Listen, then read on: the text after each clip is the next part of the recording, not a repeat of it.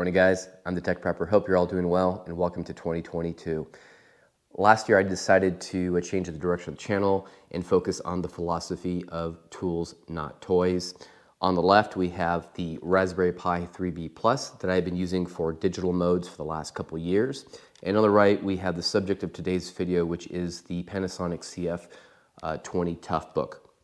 Now, there's a lot of value in the Raspberry Pis in the amateur radio community, but these are clearly toys and something I would not trust with my life. A couple of reasons for it are I have to carry an additional external battery supply. In this case, this is a 12 volt and 5 volt battery bank. There is very little ingress protection short of adding some dust covers to this unit, which I have done for other cases. The SD card has been corrupted a few times out in the field. I've had issues with the onboard wireless and Bluetooth interfering with each other. And in general, you can see that the PCB or the single board is mostly exposed to the elements. It has enough horsepower to run all the software I need, but for 2022, these are going to pretty much be tinker items for shack use or climate controlled environments. Instead, I have opted to go with the Panasonic CF-20 Toughbook. And first of all, I have to give a shout out to everybody on Buy Me a Coffee / the Tech Prepper. You guys were able to help me raise the funds to acquire this unit. And then also a big shout out to George from Pactena for planting the seed that this is a viable field option. And before we get going, I just want to share a quick story.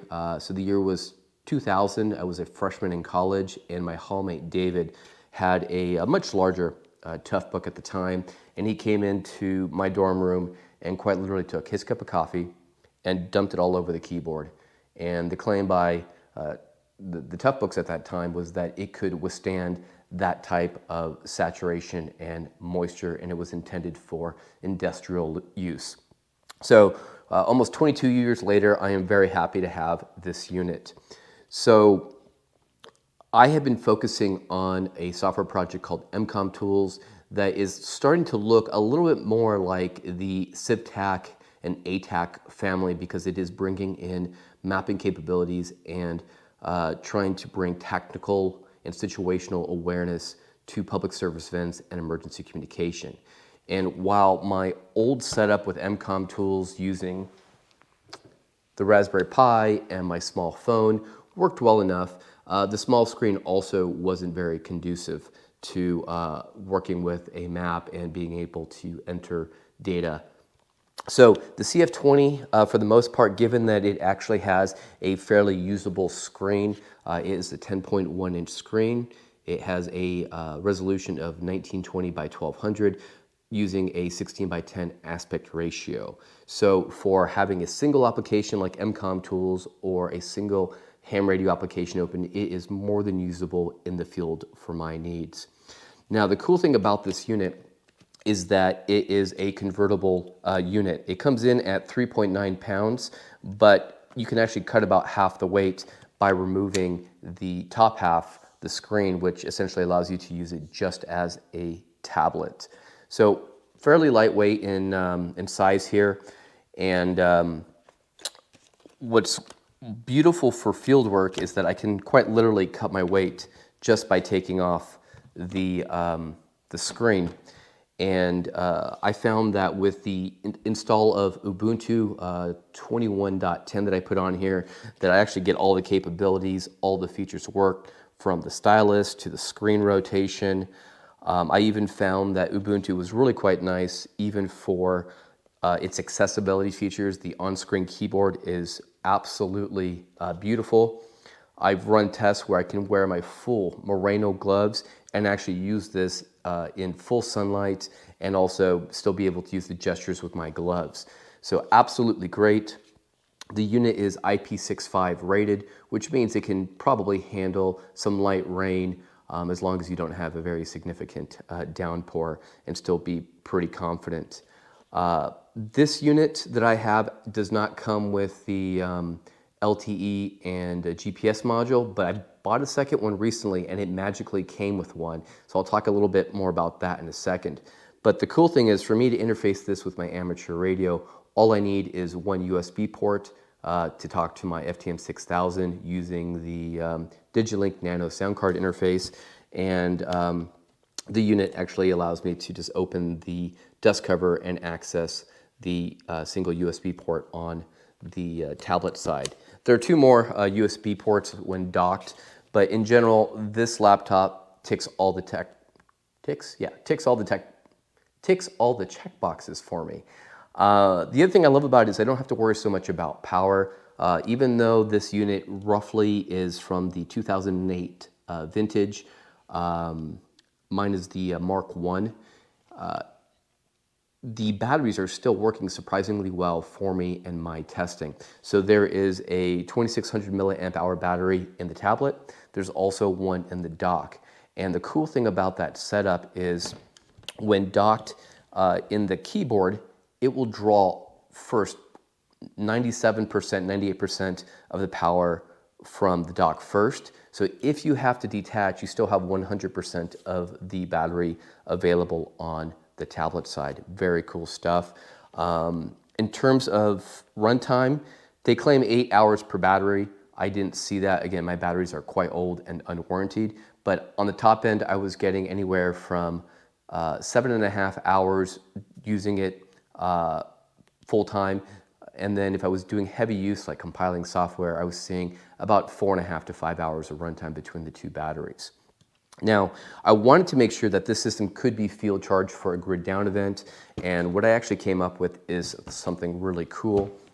I've shown this in the channel quite a bit, but previously I had to charge my Yaesu FT60R using the dock since the newer models don't support DC charging on the radio itself.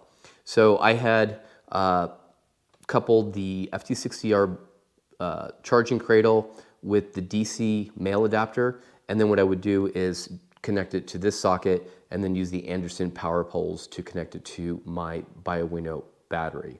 Obviously, if I'm in the car, this piece is not needed. I can plug in directly into the cigarette adapter.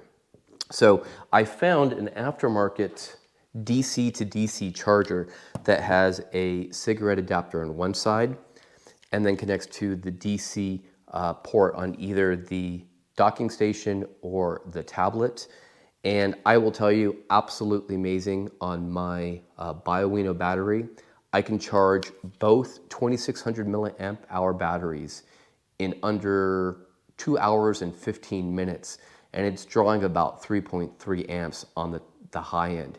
I've even done tests where I just charged one of the units, and it's still the same time to charge, but you're charging or drawing half the amps, so about 1.5, 1.6 amps is what I was seeing. So I have now, using all of my equipment in the field, even if it is a little bit bulky, the ability to field charge this unit. So I'm going to get a little bit of criticism for this. I decided to install Ubuntu on this one, so Linux, and ditched Windows almost immediately as it arrived. I tried a variety of flavors of Linux, starting with Ubuntu. That one had a lot of issues getting all of the touch and gestures working and all of the tablet features, but with Ubuntu 21.10, the nice thing was that it's running GNOME as the desktop environment, and all of these accessibilities worked great. I'm even using things like the enlarged text, the on-screen keyboard. Like I said, the screen rotation works, the stylus works. So the plan for this unit, everybody, is to run my tactical communication software for man-portable use. So when I go backpacking, likely I'm only going to take the tablet side, so I'll come in probably at shy of 2 pounds for this. If I want extra runtime and a full keyboard, I'll bring the docking station. So that's kind of where we're going with this thing. And then in terms of MCOM Tools, I'm taking a different page and I'm hiding all the ham radio nonsense. So I'm going to basically make it easy for licensed amateur operators to use text, SMS, chat, the map capabilities, email, in a way that really doesn't have you try to figure out what the heck MT63 2KL is versus APRS versus FLDigi, whatever you want.